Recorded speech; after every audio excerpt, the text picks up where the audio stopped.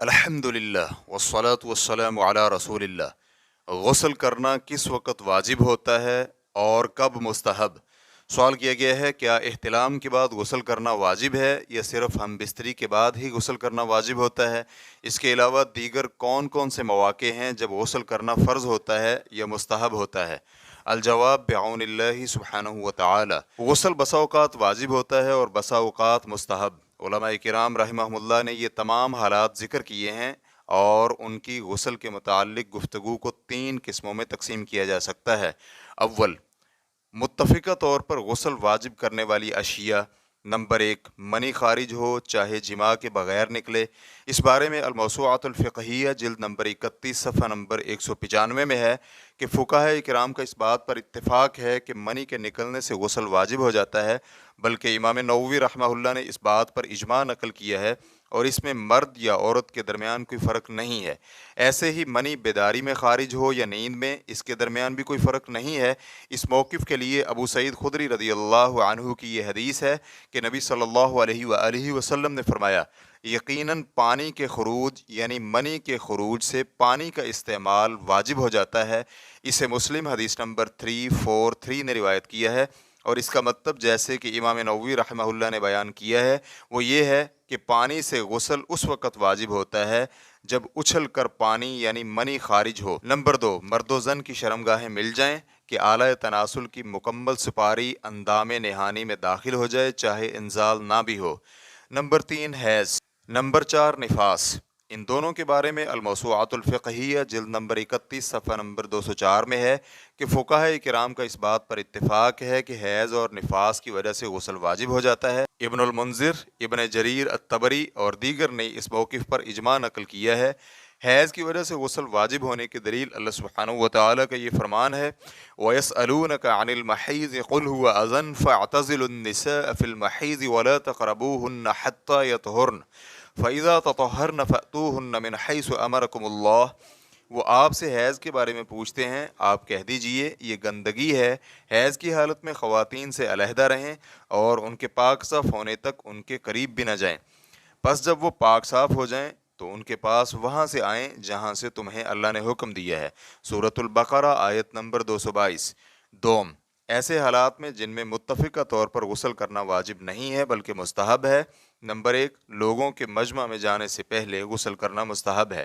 امام بغوی رحمہ اللہ کہتے ہیں، جو شخص لوگوں کی کثرت میں گھلے ملے تو وہ پہلے غسل کر کے صفائی ستھرائی اور خوشبو کا اہتمام کر لے۔ اس میں عیدین کا غسل بھی شامل ہے۔ امام نووی رحمہ اللہ المجموع جلد نمبر 2 صفحہ نمبر 233 میں کہتے ہیں، متفقہ طور پر ہر ایک کے لیے عید کے دن غسل کرنا مستحب ہے، چاہے مرد ہوں یا عورتیں یا بچے، کیونکہ اس دن زیب و زینت اختیار کی جاتی ہے اور یہ سب یعنی مرد، عورتیں اور بچے زینت اختیار کرنے کی اہلیت رکھتے ہیں۔ اسی میں نماز کسوف، استسقاء، وقوف عرفہ، مشعر الحرام یعنی مزدلفہ اور ایام تشریق میں جمرات کو کینکریاں مارنے کے لیے غسل کرنا بھی شامل ہے۔ نیز اس کے علاوہ جہاں بھی لوگ عبادت کے لیے اپنے کسی کام کے لیے اکٹھے ہو رہے ہوں تو غسل کرنا مستحب ہے۔ نمبر 2، جسمانی تبدیلی کے وقت۔ شافعی فقہا میں سے محاملی رحمہ اللہ کہتے ہیں، جسم میں کوئی بھی تبدیلی آئے تو اس وقت غسل کرنا مستحب ہے۔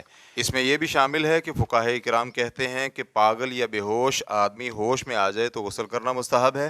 اسی طرح سینگی لگوانے کے بعد، بال بنوانے کے بعد بھی غسل کرنا مستحب ہے، کیونکہ غسل کرنے سے جسم کے ساتھ لگے ہوئے بال اور خون وغیرہ صاف ہو جائے گا اور انسان معمول کی حالت پر آ جائے گا۔ مزید تفصیلات کے لیے آپ المجموع جلد نمبر 2 صفحہ نمبر 234 تا 235 دیکھ سکتے ہیں۔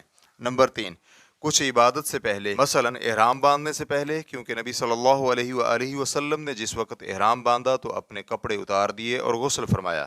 ترمذی حدیث نمبر 830 میں یہ روایت موجود ہے۔ اسی طرح فقہاء کرام نے صراحت کے ساتھ طواف زیارت اور طواف وداع کے لیے غسل کرنا مستحب قرار دیا ہے۔ اسی طرح شب قدر کے لیے مکہ میں داخل ہونے کے لیے، جیسا کہ ابن عمر رضی اللہ عنہما جب بھی مکہ میں داخل ہونے لگتے تو غسل فرماتے اور یہ بیان کرتے کہ نبی صلی اللہ علیہ وآلہ وسلم ایسا کیا کرتے تھے۔ اس روایت کو بخاری حدیث نمبر 1478 اور مسلم حدیث نمبر 1259 نے روایت کیا ہے۔ سوم، متنازع فی غسل اور ان کے متعلق صحیح موقف کا بیان۔ نمبر 1، میت کو غسل دینا۔ جمہور اہل علم اس بات کے قائل ہیں کہ موت کی وجہ سے غسل واجب ہو جاتا ہے، کیونکہ نبی صلی اللہ علیہ وآلہ وسلم نے اپنی بیٹی کی وفات کے وقت فرمایا تھا، میری بیٹی کو 3 بار یا 5 بار یا اس سے بھی زیادہ غسل دینا۔ بخاری حدیث نمبر 1253 اور مسلم حدیث نمبر 939 نے اسے روایت کیا ہے۔ نمبر 2، میت کو غسل دینے پر غسل کرنا۔ علماء کرام کا اس بارے میں اختلاف ہے، کیونکہ اس بارے میں منقول روایت کے ثابت ہونے میں اختلاف ہے۔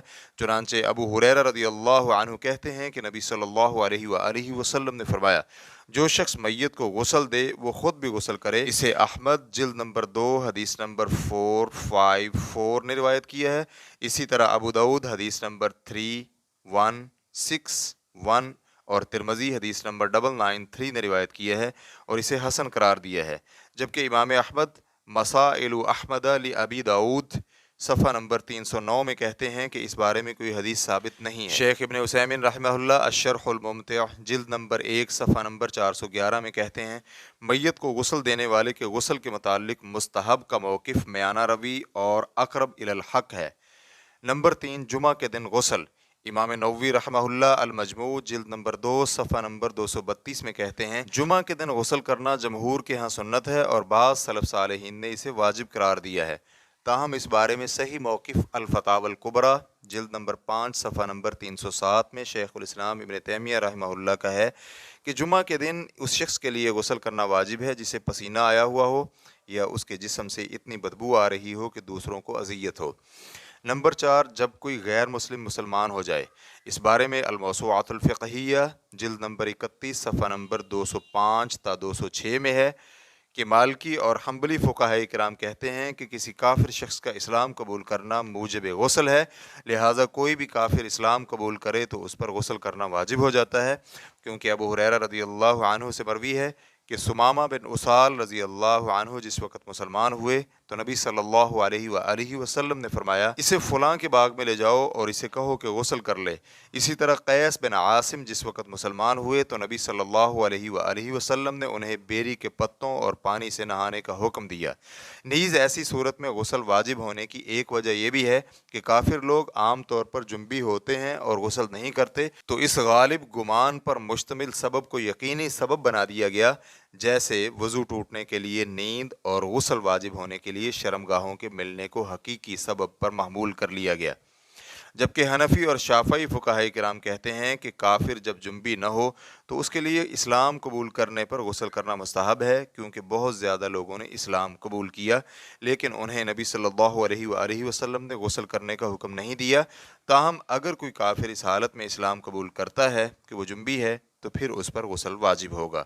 امام نووی رحمہ اللہ کہتے ہیں، امام شافعی رحمہ اللہ نے یہ موقف صراحت کے ساتھ بیان کیا ہے اور اسی پر جمہور شافعی فقہاء کرام متفق ہیں، جبکہ شیخ ابن عثیمین رحمہ اللہ الشرح الممتع جلد نمبر 1 صفحہ نمبر 397 میں کہتے ہیں، محتاط یہی ہے کہ غسل کر لے۔ واللہ تعالی اعلم۔ اسلام کیو اے ریکارڈنگز، مؤسسۃ الشیخ محمد صالح المنجد، المملکۃ العربیۃ السعودیہ، فتویٰ نمبر 81949۔ والسلام علیکم ورحمۃ اللہ وبرکاتہ۔